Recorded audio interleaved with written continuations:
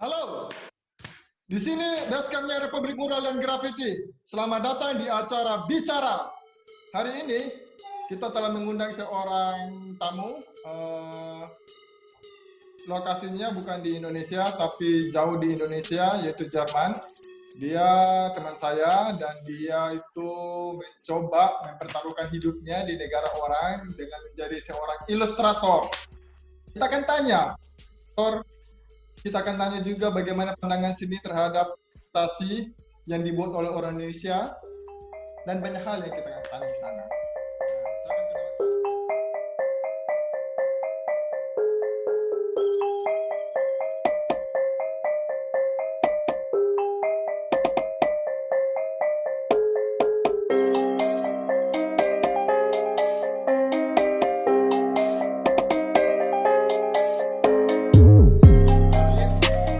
Karin mungkin bisa kenalkan diri. Halo semuanya, terima kasih untuk undangannya. Ya, kita bisa langsung aja Oke. mulai. Karin, setahu gue kan lu itu anak desain grafis, ya kan? Ya, Terus akhirnya lu mengambil kursus lagi ya di Jerman. ya sekolah. Nah, pandangan lu sendiri tentang desain grafis itu apa gitu? Desain grafis. Desain grafis itu adalah salah satu alat komunikasi dalam bentuk visual untuk menyampaikan ide, pesan. Lewat visual itu adalah penggabungan tipografi, warna, foto, ilustrasi, elemen, dan banyak lainnya. Nah, yang gue tahu lu ke Jerman itu ambil kursus ilustrasi ya? Iya, saya sekolah ilustrasi. Nah, terus dari desain grafis ke ilustrasi, kenapa pindah dan motif utamanya apa? Dari dulu sejak ngambil mata kuliah, ngambil jurusan desain grafis, sudah tertarik dengan ilustrasi dan saat ada tugas-tugas membuat poster atau membuat brosur atau apapun itu, tugas-tugas di mata perkuliahan desain komunikasi visual, selalu saya memasukkan elemen-elemen ilustrasi. Dan dari kecil memang sudah hobi gambar aja, jadinya waktu di Jerman ada kesempatan untuk sekolah ilustrasi, ya saya ambil jurusan ilustrasi itu. Nah, kalau pandangan lu sendiri itu ilustrasi di Indonesia dengan ilustrasi Jerman, ilustrasi yang dilakukan oleh Jerman ada perbedaan nggak? Ilustrasi di Jerman, oke. Mungkin kalau di Indonesia sendiri ilustrasi saat ini saya melihat jauh berkembang dan cukup beragam.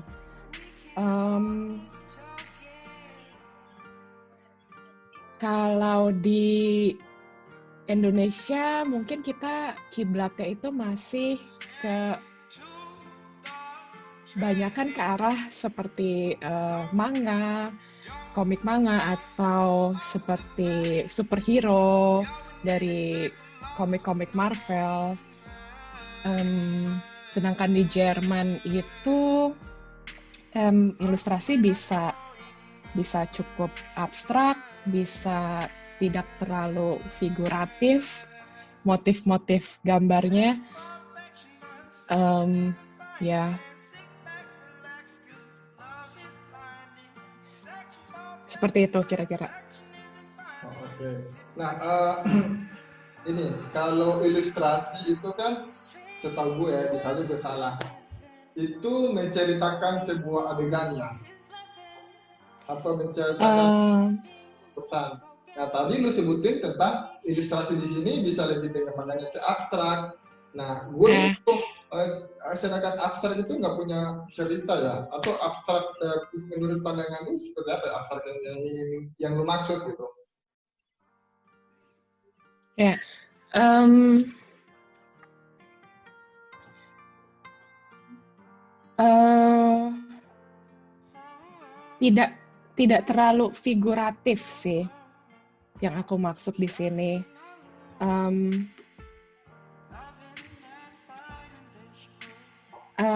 Ada banyak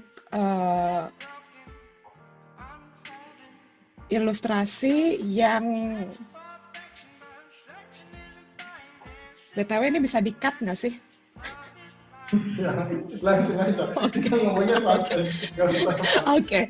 Karena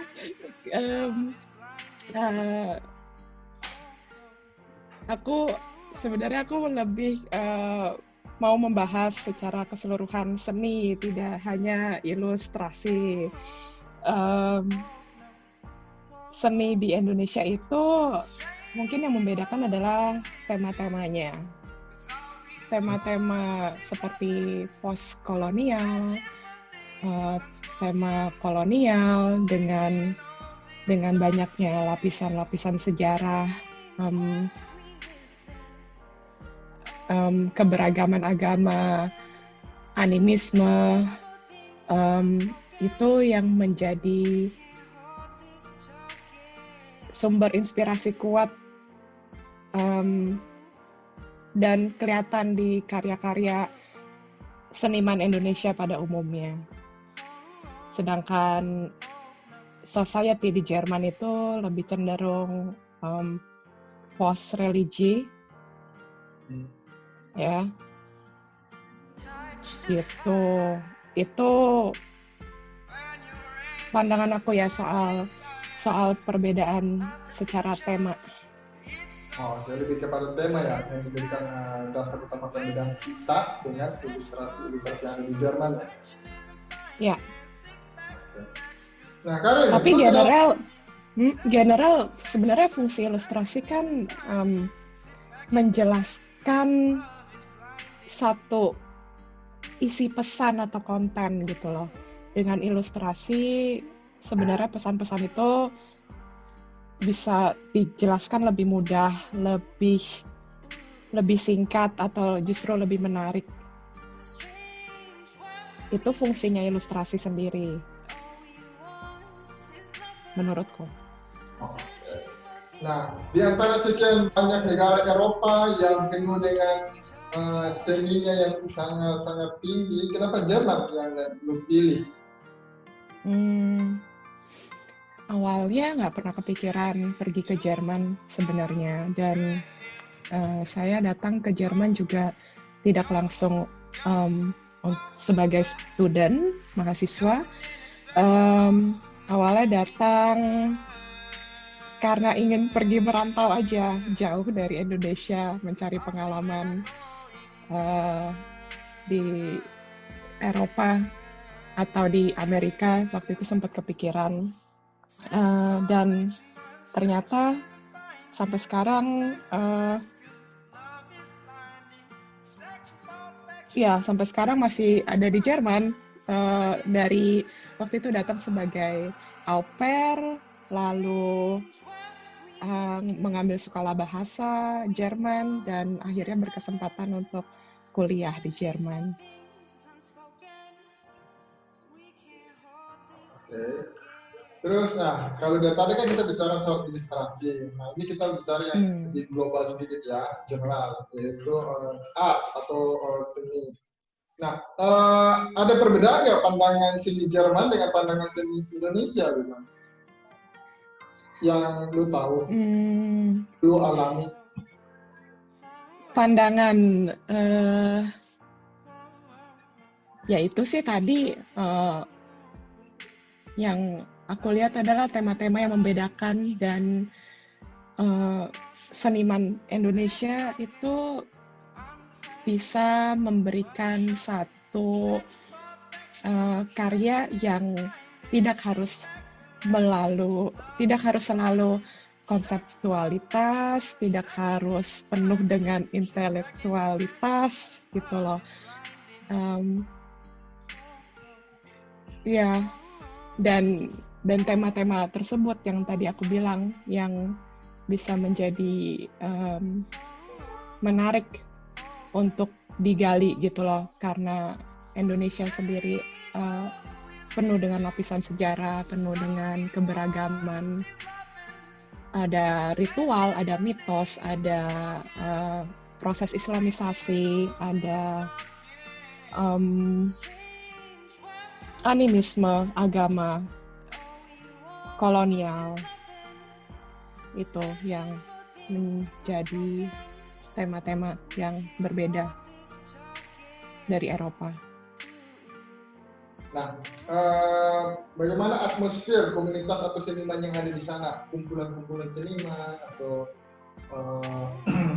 seniman independen?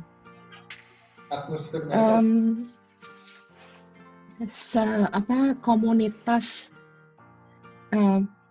maaf ya kalau salah, tapi saya merasa komunitas seniman di Indonesia itu masih cenderung agak ngegeng. Kalau di sana? Dan di Indonesia tuh seperti berbau elitis. Ya, kalau di sini mungkin lebih beragam secara latar belakang sosial. Seniman-seniman tersebut ya punya latar belakang sosial yang berbeda, mungkin aliran politik yang berbeda, latar belakang disiplin ilmu yang berbeda juga nggak menutup kemungkinan untuk para migran dan kaum minoritas bisa menyampaikan ide pesannya lewat seni. Jadi lebih beragam dan lebih terbuka. Yang lu maksud tentang ngegeng-ngegeng atau berbau elit, itu seperti apa sih?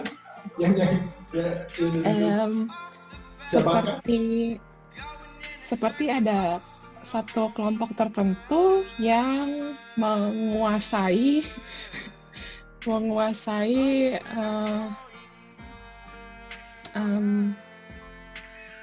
panggung ya, menguasai pergerakan seni gitu loh di Indonesia, dan hanya selalu kayak turun-temurun dari komunitas itu gitu loh.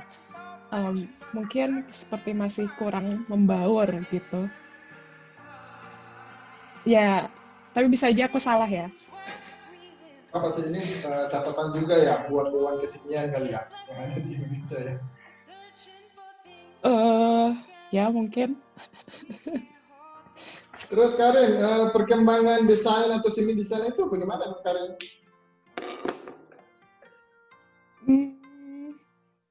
Sepertinya Eropa sedang, atau mungkin Jerman lah ya. Eropa terlalu luas. Jerman mungkin sedang tertarik dengan tema seperti rasisme, diversity, keberagaman. Terus tema-tema seperti Global South, seperti negara-negara ketiga gitu loh. Entah dalam bentuk komik, entah dalam bentuk karya seni lainnya. Sepertinya sedang ada kekompakan gitu untuk menyukai tema-tema seperti itu. Kalau boleh tahu sebelumnya mereka menyukai tema-tema seperti apa? Mungkin aku nggak bisa spesifik bilang temanya, tapi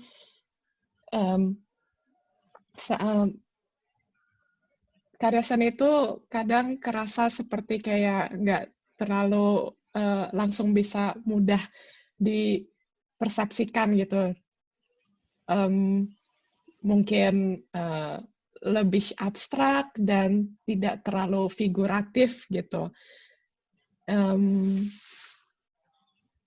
untuk tema-temanya sendiri ya sebenarnya ada banyak ya, bisa politik, bisa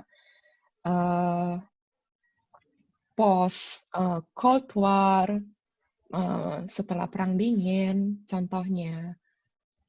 Dan sekarang mereka kayak mulai melirik tema-tema dari negara ketiga gitu, ya Global South itu. Nah, Karen, event-event art di sana masih berjalan? Kita bicara sebelum pandemi ya, kita bicara sebelum pandemi. Seberapa banyak art di sana, seberapa banyak kampus-kampus desain atau berbau dengan art mulai tumbuh? Karena kalau di Indonesia seingat gue itu 15 atau 20 tahun yang lalu eh, aku ke Jakarta tuh kuliah desain komunikasi visual. Tapi 5 tahun kemudian itu desain komunikasi visual itu sudah banyak sekali di kampus A, kampus B, kampus C, kampus D.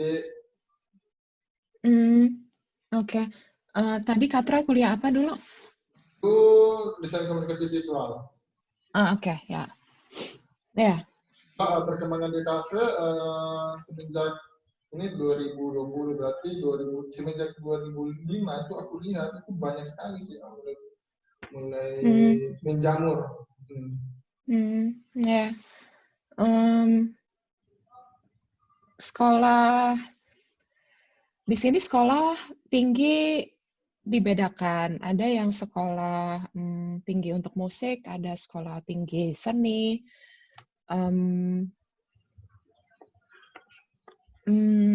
Nggak di setiap provinsi juga ada sekolah seni sih di sini. Aku cek itu ada kisaran mungkin sekitar 28 sekolah seni, sekolah tinggi seni, dan yang dimiliki oleh pemerintah. Kalau sekolah privat pasti banyak banget juga di sini. Dan memang kelihatannya demand-nya cukup tinggi gitu untuk bekerja di dunia grafis dengan kebutuhan-kebutuhan grafis. Apalagi sekarang juga dunia memasuki era yang berbeda, era digital, multimedia. Jadi memang harus banyak tenaga kerja yang dipersiapkan untuk bidang itu. Terus Karen, masyarakat di sana bagaimana? Seperti apa cara pandang mereka atau memperlakukan seni dan desain?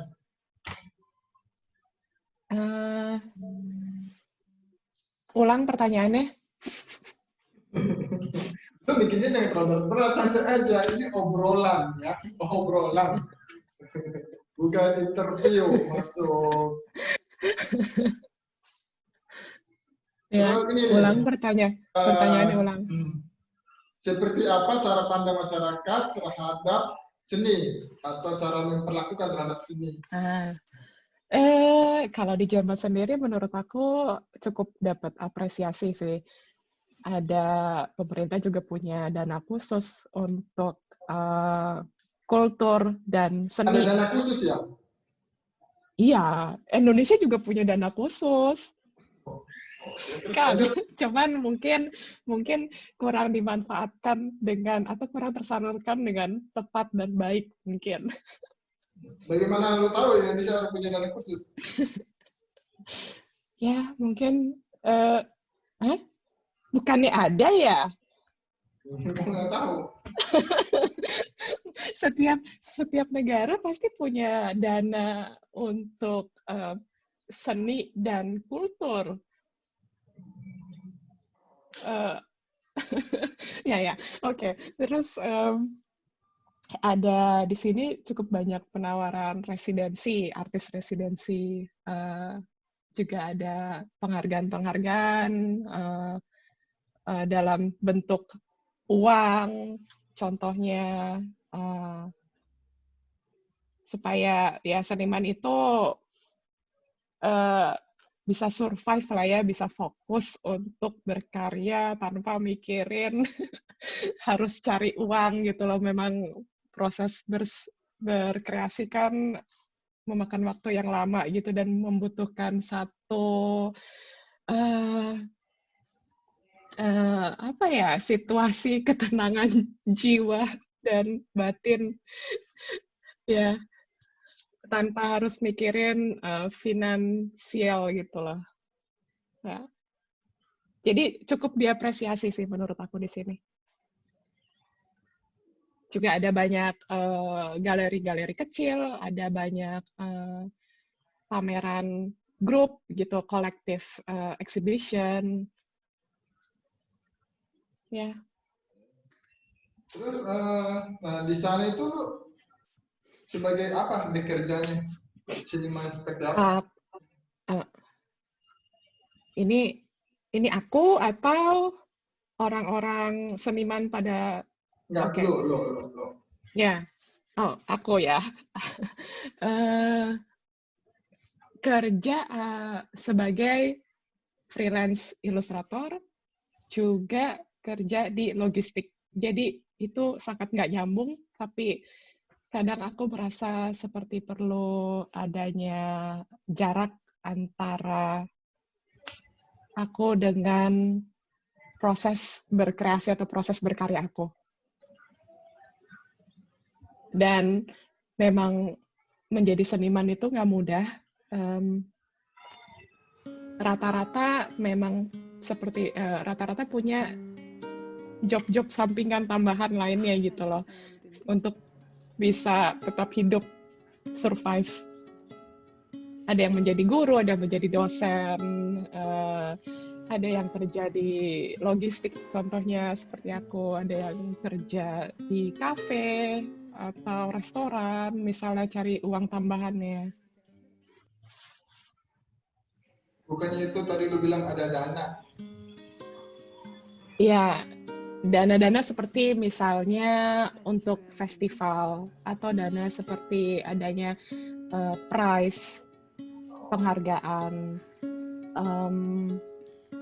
Ya. Nah, Karin, orang-orang di sana karakternya kayak gimana sih?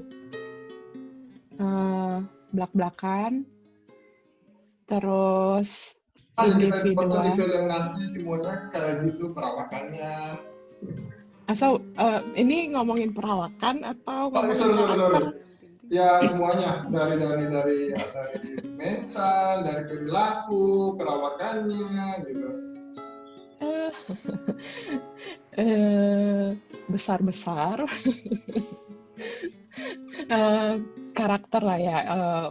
Ini jadinya menggeneralisasi, tapi kira-kira rata-rata sih memang orangnya lebih direct kalau ngomong, lebih belak-belakan. Apa yang kalau dia memang nggak mau ngomong iya, ya dia ngomong enggak gitu, nggak cocok, tidak sesuai dengan pandangannya apa segala macam, lebih individualis.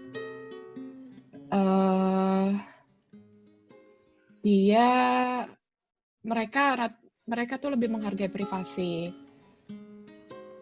Mereka nggak kemungkinan besar nggak akan ngurusin orientasi seksual kamu, agama kamu.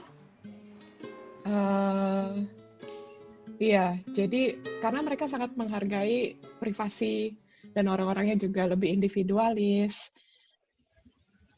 Itu sih yang paling kerasanya perbedaannya. Nah, awal-awal lu pasti ngalamin shock culture ya? Enggak. Enggak sih, kalau itu enggak. Oke, mungkin ada hal lain yang membedakan, seperti kalau dengan sesama orang Indonesia atau sesama dengan orang pendatang, kita seperti merasa punya kesamaan gitu loh. Kita somehow kayak lebih terbuka menurut aku, lebih cepat membaur. Ya itu mungkin karena orang-orang Eropa lebih individual. orangnya. Jadi dan lebih menghargai privasi. Karena itu juga akibatnya seperti kadang susah sekali untuk bisa masuk menjadi benar-benar teman yang akrab gitu loh. Shock culture sebenarnya aku enggak sih. Mungkin karena aku juga orangnya cukup blak-blakan.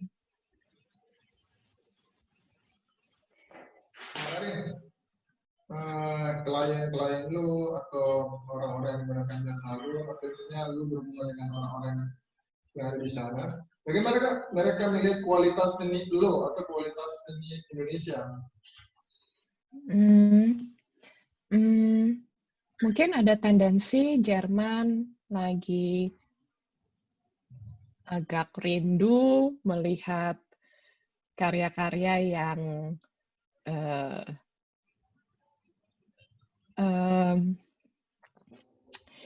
tidak, kayaknya aku udah nyebut berulang kali, yang tidak terlalu abstrak, yang tidak terlalu konseptual, tidak terlalu intelektual, dan itu bisa ditawarkan oleh seniman Indonesia saat ini. Dengan Indonesia tuh yang negara yang penuh dengan kontradiksi gitu loh. Dan justru jadi hal yang menarik buat Jerman. Baru-baru ini itu menarik banget. Tahu Ruang Rupa nggak? Ya, Ruang Rupa terpilih jadi kurator untuk eksibisi, salah satu eksibisi yang besar di Eropa, namanya Documenta. Itu setiap 5 tahun sekali diadain di Jerman Tengah, di Kassel, nama kotanya. Dan itu cukup mengejutkan sih, dan itu juga yang wow, termasuk yang wow, keren banget bisa Documenta, sekelas Documenta itu bisa memilih Ruang Rupa sebagai kurator untuk Documenta tahun 2022. Ya, itu keren sih. Intinya sih Ruang Rupa. Jadi, ya. Sudah mendapat tempat ya di sana ya. Ya mungkin Ruang Rupa punya semangat yang sama dengan Documenta. Dan juga sebenarnya Documenta yang terakhir itu ada isu agak bangkrut karena ada kesalahan penghitungan pada pendanaan pengiriman karya seni gitu. Mungkin aku salah. Dan mungkin ya saat ini mereka harus merubah format mereka dan harus mereduksi pengeluaran, dan jadi ya nggak perlu harus ngambil kurator yang udah punya nama besar atau kurator-kurator beken, ubah format dan Ruang Rupa itu bisa menawarkan collective based art dan mungkin punya semangat yang sama sih dengan Documenta dan tetap fresh gitu loh. Jadi makanya terpilih. Tapi membanggakan sih itu keren. Tapi di satu sisi juga jadi tugas yang berat banget buat Ruang Rupa. Jawabnya besar. Iya. Indonesia. Iya, dan ya ini soalnya Documenta tuh besar banget acaranya. Itu sebesar Biennale di Venezia, di Venice. Salah satu yang besar juga. Karin, sebagai freelancer, kalau boleh tahu, pembayaran salary ini seperti apa sih? Dan kayak bagaimana? Ya, kalau ilustrator ya, itu kita kan menjual hak cipta.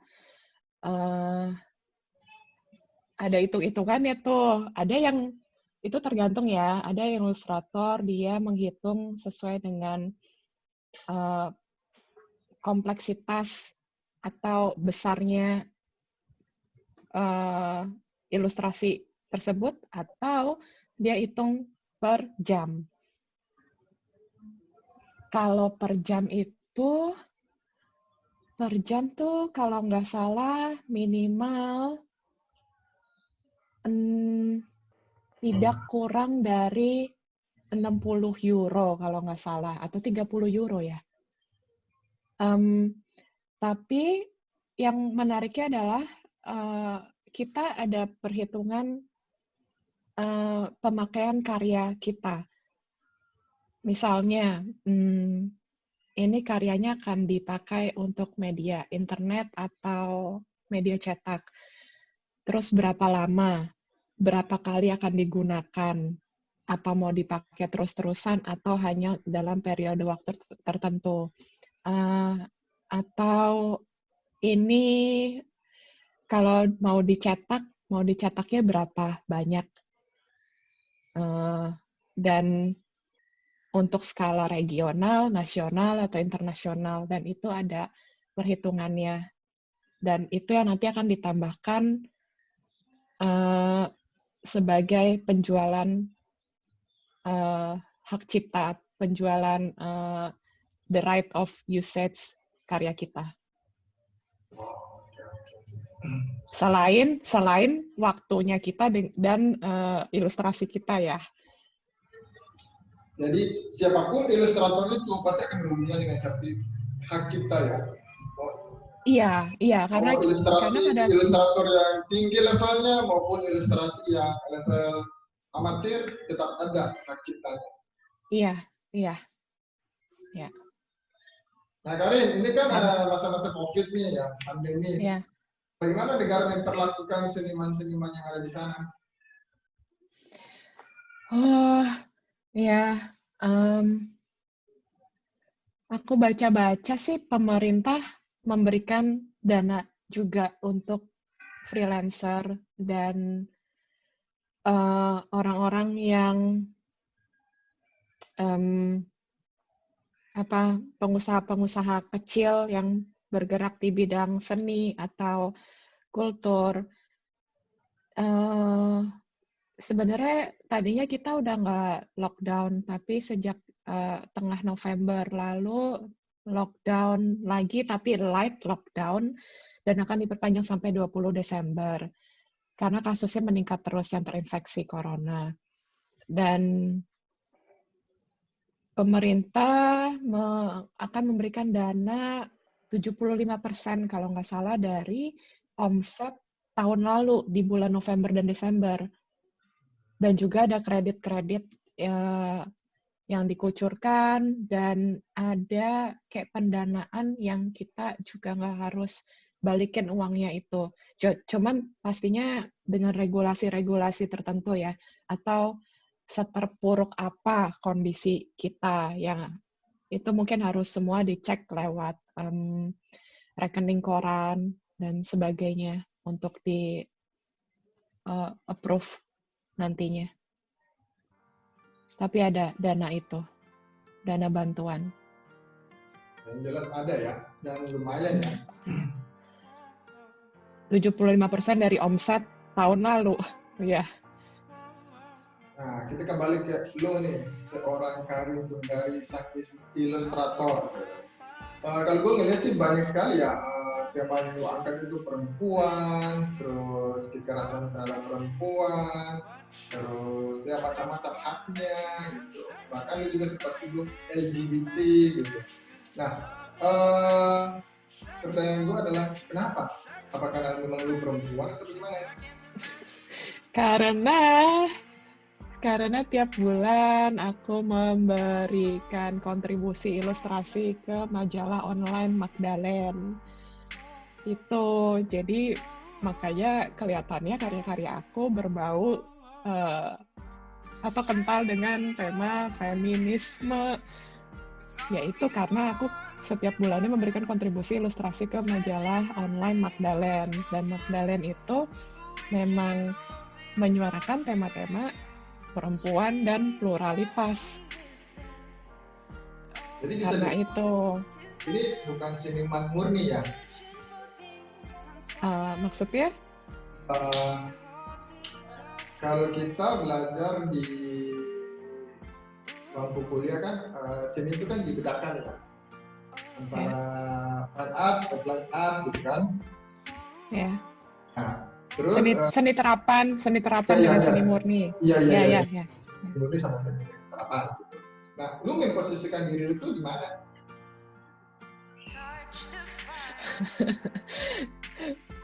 Aku ya, seni terapan, kecondongannya adalah seni terapan. Ya, karena aku membuat ilustrasi berdasarkan pesanan, berdasarkan kebutuhan,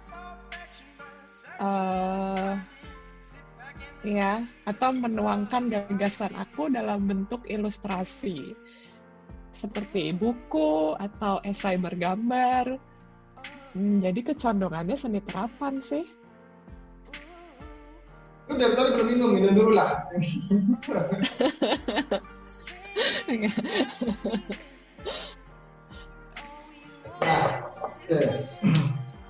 barusan gue dapat kabar dari lu bahwa lu membuat ilustrasi dari buku yang berjudul Perempuan Nusantara di Tepi Sejarah.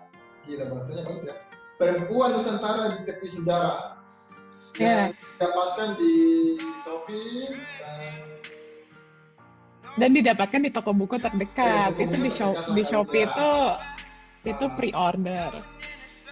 Yang melatar belakangnya itu membuat itu apa ya? Aku di sini kan hanya sebagai ilustrator ya.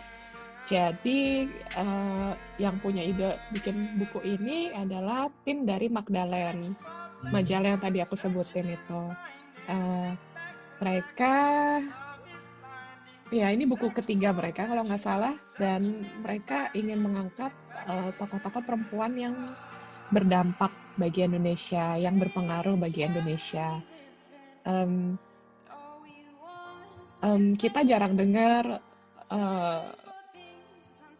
nama-nama perempuan di buku sejarah, atau mungkin nggak banyak gitu loh yang diangkat sebagai pahlawan nasional.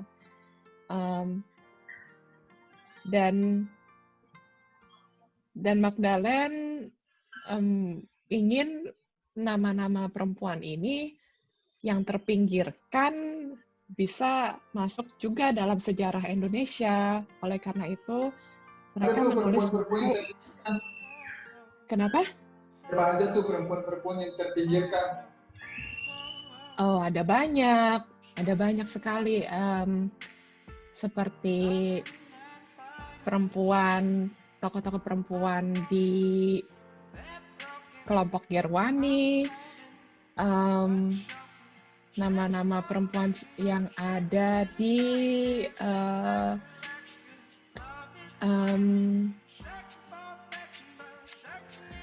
tunggu, aku kehilangan kata-katanya. Yang dalam pergerakan tahun 98 untuk menjatuhkan rezim Soeharto. Terus ada juga yang mengajar di pedalaman, atau perempuan yang memberikan kontribusi bagi lingkungan. Ada banyak sih. Aku aja pas bikin ilustrasinya itu ada banyak banget nama-nama yang aku nggak pernah tahu, nggak pernah kedengeran. Nggak tahu, banyak banget nama-nama yang ini siapa, aku mesti baca dulu profilnya gitu, aku mesti Google. Ternyata banyak banget yang keren-keren. Jadi seneng sih bisa dipercayakan bikin ilustrasi perempuan-perempuan ini. Itu yang ketiga, proyeknya dari Magdalene ya. Pertama dan kedua? Buku. Nih, itu buku ketiga dari Magdalene. Pertama dan keduanya aku nggak tahu. Mungkin aku belum bekerja bersama Magdalene. Karin, lo mau katakan sesuatu buat pemirsa yang ada di sini? Di mana aja? pakai Jerman dong biar keren gitu. Dutch. Bukan Deutsch. Ya, Deutsch. Dutch itu bahasa Belanda, Deutsch bahasa Jerman. Apa? Bilang apa? Nggak ada sih aku pesan khususnya. Ya, mungkin ada mungkin di antara mereka ada yang mau berminat untuk ke Jerman dengan operasi, apa bisa buat mereka? Ya, kalau orang kadang mikir hidup merantau, hidup di Jerman itu atau di Eropa itu menyenangkan. Kadang aku pikir, bahkan berpikir naif gitu loh. Sama seperti aku dulu sebelum ke Jerman. Kayaknya semua di sini indah gitu, hidup menyenangkan. Tapi ternyata nggak gitu. Dimanapun kita hidup pasti ada tantangannya. Dan apa ya? Apalagi kita besar, hidup, lahir di negara yang benar-benar berbeda secara kultur, budaya. Jadi penyesuaian itu ya akan kadang menghabiskan energi gitu loh, dan nggak mudah aja. Mungkin susah dibayangkan karena sampai Kak Troy mengalami sendiri hidup merantau jauh, itu baru bisa, oh begini toh rasanya. Kayaknya percuma aku ceritain gitu loh. Ya mungkin ya kita sama, cuma bedanya kita skala aja, kan skala 2 skala Nusantara, kan skala 2. Karin, satu pertanyaan terakhir biasanya dari publik nih. Kalau misalnya kotak cat air lo, watercolor lo pada saat ini melukis, berubah warna besok paginya gitu ya, warna merah semua, atau software yang ada untuk membuat ilustrasi ternyata error dan merah semua, apa yang digambar? Warna merah. Ya, tapi itu yang jadi merah semua cuma cat air kan? Oh, apapun media warna. Kupikir cuma cat air. Kalau cuma cat air ya aku cari cat akrilik sama cat poster, kan masih ada warna lainnya. Ya ada semuanya berubahnya. Apa nih? Kalau itu terjadinya cuma di aku, warnanya berubah cuma di aku, yang lainnya, seniman lainnya tetap punya warna-warna yang lain, ya itu akan menjadi satu keunikan buat aku. Jadi semua karya aku akan warnanya merah. Jadi aku terkenal dengan seniman yang hanya menggunakan warna merah ya. Jadi it's okay, bersyukur. Ya. Apa yang terlintas di kepala lu untuk digambar ketika hal itu terjadi? Karya yang terlintas ya, apa yang lagi ada aja sih proyeknya. Ya aku lanjutin proyek itu dengan hanya memakai warna merah. Objeknya apa? Objeknya apa? Kita pengen tahu. Ya tergantung proyeknya apa, lagi ada proyeknya apa. Kalau memang ini bukan kerjaan gitu, dan gue harus gambar apa ya? Gambar apa nih dengan merah? Objek apa aja ya? Objek yang pertama kali harus ingat dan digambar.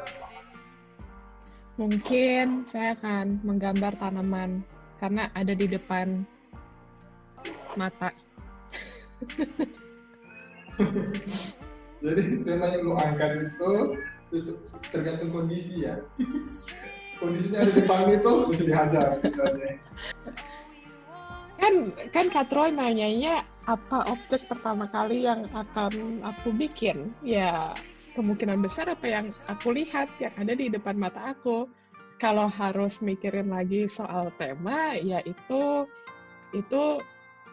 membutuhkan waktu, membutuhkan proses pemikiran atau research. Ya. Sip.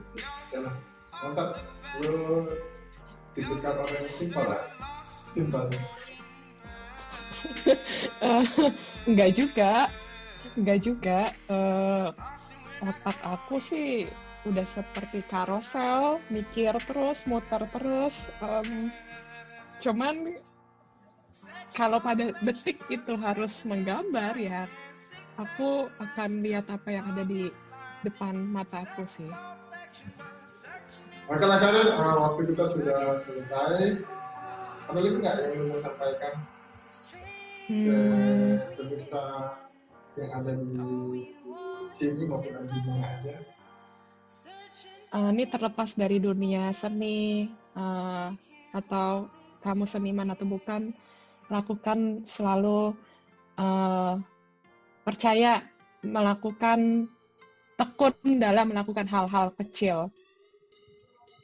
Sampai nanti pada saatnya kamu dipercayakan untuk melakukan hal besar, kamu sudah siap karena kamu selalu tekun dalam melakukan perkara-perkara kecil. Yes. Mantap. Sebuah quotes yang mantap. Paling kita lihat. Oke Karin ya, terima kasih banyak. Semoga sukses dan tetap jaya. Oke pemirsa di rumah, terima kasih. Sampai ketemu lagi. Bye. Dadah. Oke Karin, thank you ya.